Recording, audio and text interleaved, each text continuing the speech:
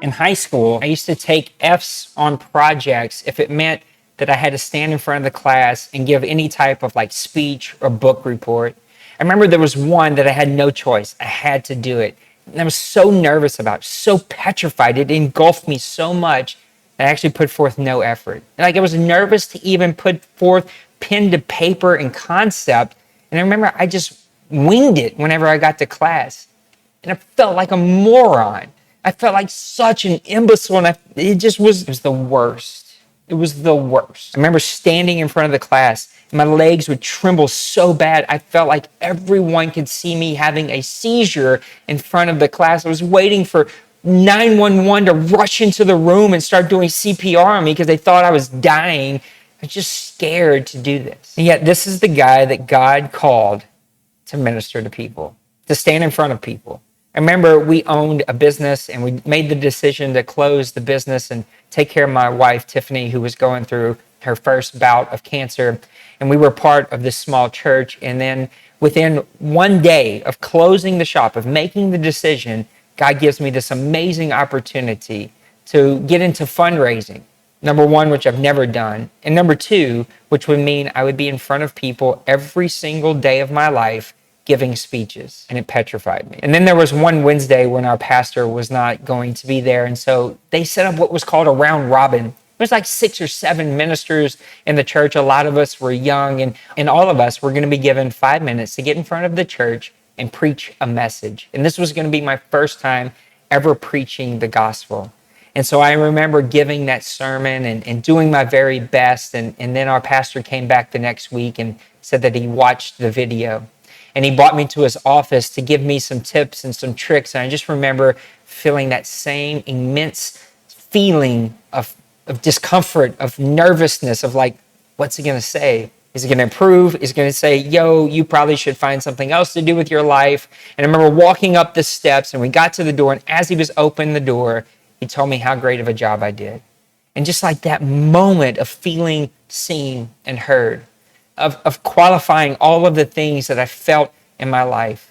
I literally am a no one from nowhere that no one should care about, and yet this opportunity was being created for me in this church, and it meant the world to me. And I look, as Jesus built his disciples, he picked men and women who no one else would have picked. He picked castaways and throwaways, people who were down on their luck, people who only had one vision of what their life was going to be about. And he says, come and follow me. He says this really neat thing in Matthew 25. He says, for I was hungry and you gave me food. I was thirsty and you gave me drink. I was a stranger and you welcomed me. I was naked and you clothed me. I was sick and you visited me. I was in prison and you came to me. And the righteous will answer him saying, Lord, when did we see you hungry and feed you, or thirsty and give you drink? And when did we see you as a stranger and welcome you, or naked and clothe you? When did we see you in prison or sick and visit you? And the king will answer them, truly, I say unto you, as you did for one of the least of these of my brothers, you did for me. This whole concept and idea of understanding, of pouring into the people that maybe society, culture, and our world has forgotten about. That when you do that for those who are around you, that you're doing that as unto God. That he takes note. He writes those things down. He takes notice of what you do for those around you. And I am a turtle on a fence post. And one thing you know about a turtle on a fence post, didn't get there by itself. Who are the people around you that you can help, that you can pour into, that maybe you can teach a skill or that you can bring along, that you can give a meal to, that you can make feel seen or heard or welcomed? Who are those people that you can bless? Sometimes I just intentionally grab a lot of the extra food that Tiffany cooks and I just go gallivanting around the neighborhood with some connections that I have, dropping off little containers of food, and just because I want to bless you, just because I wanted to say, hey, I notice you, you're my friend, and I just want to share with you some great food that my wife cooks. What are things that you can do for those around you? Why don't you leave it in the comments? Go to the comments right now here on YouTube and leave us a comment. Tell me, who are the people that you can pour into? What are the names? What are the things that you can do for those around you?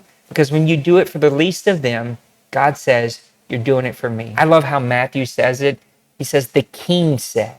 The king is taking notice. The king has given you opportunities to pour into people around you. Pour into people. Give to others. And watch how your life is blessed because you've blessed those around you. Do me a favor right now. Hit that like button if you like this type of content. Hit the subscribe button so you know every time this content goes live. When you hit that like, when you do that one simple thing for me, it triggers the algorithms that actually promotes our content to other people who haven't heard this message. And we want to get this message out to as many people. So if you like the content, hit that like button for us. As always, keep coming back with us. Keep on this journey with us. Let us hear your story. And I can't wait to be with you again next time. As always, God bless.